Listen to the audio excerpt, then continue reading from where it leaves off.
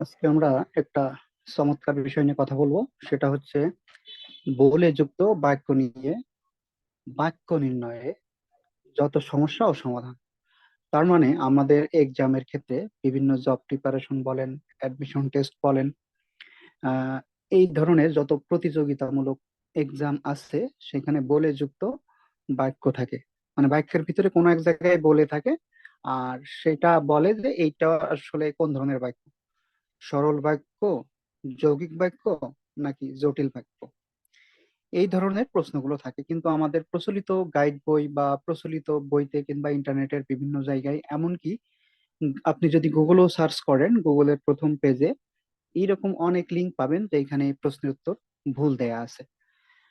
সঠিক উত্তর খুব কম জায়গায় আছে। যাই হোক, আমরা আলোচনাটা শুরু করে দিই। এখন দেখুন যে আমরা যদি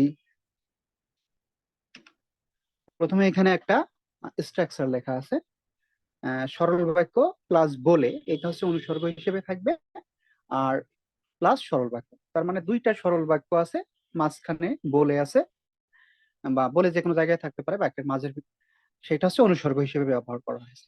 এখন আমরা একটু বাক্যগুলো পড়ি। এখানে দেখেন যে তার মা ছিল না বলে কেউ তার চুল বেঁধে দেয়নি। তারপরে আছে তুমি আসবে বলে আমি অপেক্ষা করছি। এরকম সবগুলো আপনারা পড়তে পারেন।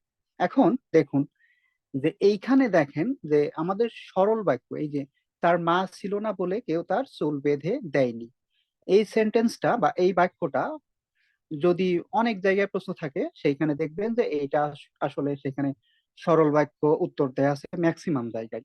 কিছু কিছু জায়গায় যৌগিক বাক্য দেওয়া আছে, কিছু কিছু জায়গায় জটিল বাক্য। যাই হোক, আপনাদের অবগতির জন্য আরো একটা বিষয় বলে নিই যে জটিল বাক্য এবং মিশ্র বাক্য কিন্তু একই, মানে একটা আরেকটার অপর নাম, ঠিক আছে। জটিল বাক্যের অপর নাম হচ্ছে মিশ্র বাক্য। যাই হোক, এখানে দেখুন যে মা, তার মা ছিল না, ঠিক আছে, অথবা তার থাকে না, শুধু মা ছিল না। দেখেন এই যে তার মা ছিল না বা মা ছিল না, এইটা হচ্ছে, এই পুরোটা একটা সরল বাক্য, মানে এইটা হচ্ছে সমাপিকা ক্রিয়া আছে এখানে। এখন সমাপিকা ক্রিয়ার পরে কখনো অসমাপিকা ক্রিয়া তো ব্যবহার করার কথা না। এখানে দেখেন আবার কেউ তার চুল বেঁধে দেয়নি, এইটাও একটা, এইখানেও হচ্ছে সমা সমাপিকা ক্রিয়া আছে একটা। এখন দেখেন এইটা একটা সরল বাক্য হচ্ছে এবং এইটাও একটা সরল বাক্য। এখন আমরা জানি সরল বাক্যে কখনো দুইটা সমাপিকা ক্রিয়া থাকে না, কিন্তু এখানে দুইটা অলরেডি সমাপিকা ক্রিয়া আছে। এখানে দেখেন বলে, বলে বলতে কি বোঝায়, এখানে বলে হচ্ছে অনুসর্গ হিসেবে ব্যবহার করা হয়েছে, ঠিক আছে। এখন অনেকে বলতে পারেন যে তাহলে জটিল বাক্য, জটিল বাক্য বলছি, সরি, যৌগিক বাক্য তো হতে পারে। যৌগিক বাক্যই তো দুইটা সমাপিকা ক্রিয়া থাকে। এখন দেখেন যে যৌগিক বাক্যে দুইটা সমাপিকা ক্রিয়া থাকে, কিন্তু যৌগিক যৌগিক বাক্যে সংযুক্ত করার জন্য কোনো অব্যয় পদ ব্যবহার করতে হয়। এটা কিন্তু অব্যয় পদ না, এটা হচ্ছে অনুসর্গ। অথবা অব্যয় পদ যদি উজ্জ্ব থাকে তাহলে সেখানে কমা কমা ব্যবহার করা হয়, ঠিক আছে। এখানে কিন্তু সেটাও নাই। তাহলে এই বলেটা এখানে অনুসর্গ হিসেবে ব্যবহার করা হয়েছে। যেহেতু দুইটা সরল বাক্য আছে এবং মাঝখানে একটা অনুসর্গ আছে, এই বলেটা অনুসর্গ হিসেবে ব্যবহার করা হয়েছে, সেহেতু এটা জটিল বাক্য, জটিল বাক্য অথবা মিশ্র বাক্য। এখন পরেরটা দেখেন যে তুমি আসবে, এইটা দেখেন শেষ হয়ে গেছে এখানে, আর কোনো আকাঙ্ক্ষা নাই।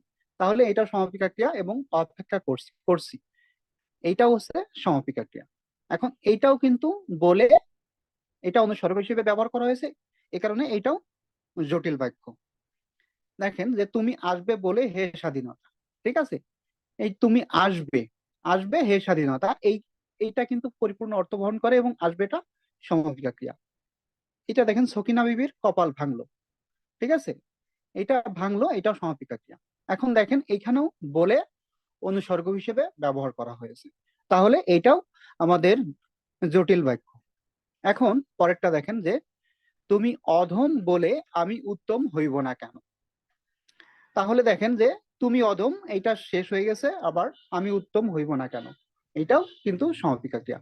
তাহলে এই বলেটাও অনুসর্গ হিসেবে ব্যবহার করা হয়েছে। এখন দেখেন আমি দেখা করব বলে এসেছি, আমি দেখা করব, এটাও সমাপিকা ক্রিয়া।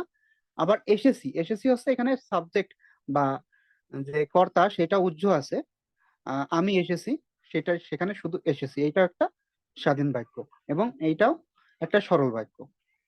তাহলে এই যে বলে আছে, এই বলে দিয়ে যুক্ত করা হয়েছে দুইটা বাক্যকে, এই কারণে এটাও জটিল বাক্য। আশা করি বিষয়টা বুঝতে পারছেন। ঠিক আছে, অনেকে বলতে পারেন যে এইটা তাহলে তো জটিল বাক্য, তাহলে আমার সরল বাক্যটা কি হবে?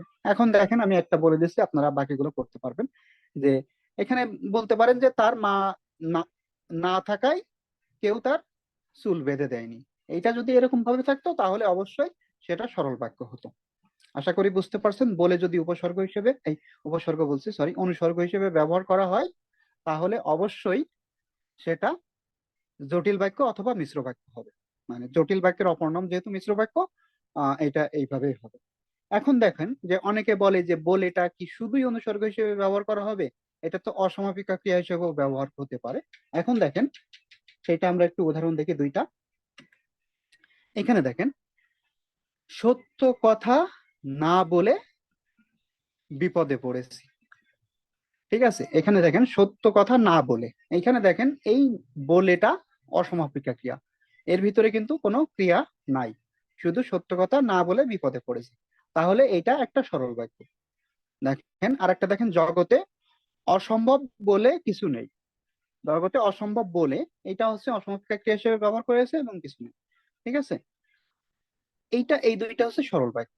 আশা করি বিষয়টা বুঝতে পারছেন আপনারা।